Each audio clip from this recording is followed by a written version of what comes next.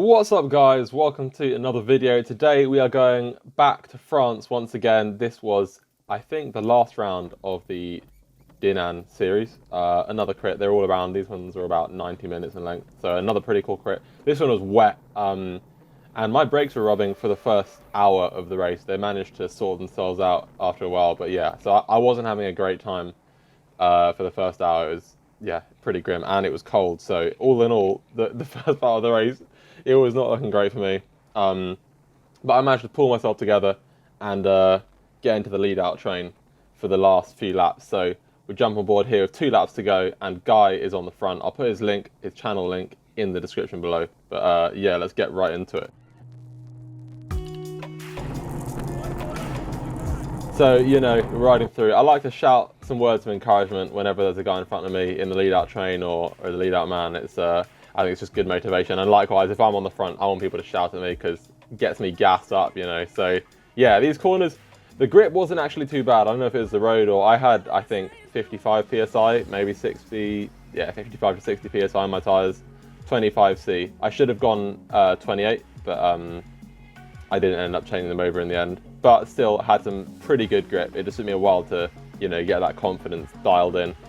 But yeah, this is a pretty cool circuit, quite a few turns actually. And this was probably the most sketchy of the turns. It was just, yeah, it was the white paint there for that crossing, and the same on the exit. It's made it, yeah, a little bit uncomfortable, but it was fine for the most part. So yeah, Guy put in an absolute shift here. He'd been on, I think, 2 or 3 laps before this lap, so he'd been going a good while. And yeah, we're just motoring along. 30 miles an hour nearly. You know, tell 5 more corners, which by the way, if you look at the map, it's more than 5 corners. Well, depending on what you count as corners, but there's at least 6. So yeah, that was that was a funny one. I think I just made up a number and just shouted it because, you know, motivation is motivation. Cruising down here, this was probably my favourite part of the track. I love these double 90-degree turns. And yeah, this is sort of the bottom of the track from an elevation point of view. And up here onto a little kicker. It's not that steep, but it's steeper than everything else on the circuit. So yeah, nice little sprint up here, and another cool corner here.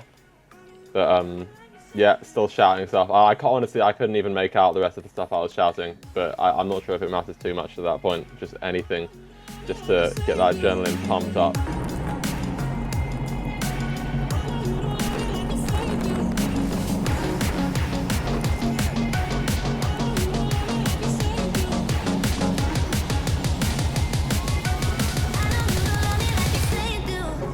So as you can see, you know, I'm doing a solid 400 watts on the time on his wheel. So yeah, he's absolutely pumping out the watts. I'm still shouting away, but yeah, I had my long sleeve jacket on. I just didn't really trust being warm enough with my jersey and arm warmers. So yeah, I had the long sleeve jacket on. Here I came up the inside just to sort of block off people trying to come up the inside. So that's why I was to his left, and then just before the corner, get back in line, open up that entry angle. I didn't do that corner too well that time around. I could have carried a bit more speed. Here I'm shouting, last corner, shouting him to sprint, and yeah, carry the speed through, 30 miles an hour through the finish line. Guy finishes his turn. I tell him good job, and then it's like it's my time to gas it. So I'm just trying to. My focus mainly is on railing the corners as fast as possible because that's what's really going to string it out. You know, if you're beyond 5th, 6th wheel when I'm sprinting out the corner, that's really gonna gas the legs of the guys behind because they're gonna have to sprint extra hard. So yeah, like I said, just trying to keep the speed high, solid 30 miles an hour, not quite the 50k.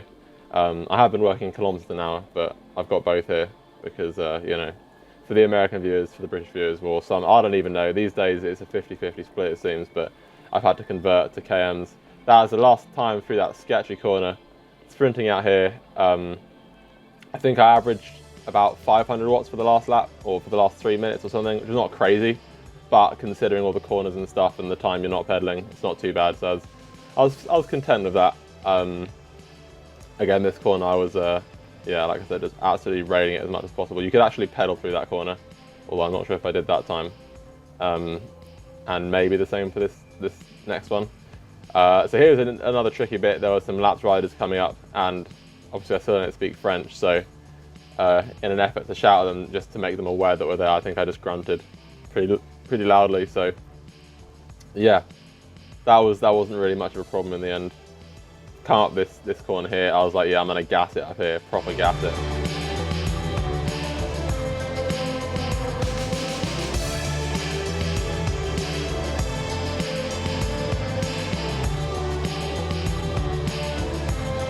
So here, as you can see, it sort of curves round to the left after this right hand around the roundabout. The road curves round to the left, so it's really important to keep to the left to lock that side off so people can't move up as easily. And there is a roundabout halfway down this road, so as you can see, I'm keeping fairly tight to the left. I could have been tighter, to be honest. I could have been a lot tighter. And then coming to this roundabout, you sort of want to move to the right a bit just so you can cut a straighter line. But this was where I made the mistake. I moved out a bit too early, and then the other team, a red team, I can't remember what they're called, but it gave them a chance to move up, and I heard Harry behind shout, and that's why I started spiking up, because I heard those guys are coming around.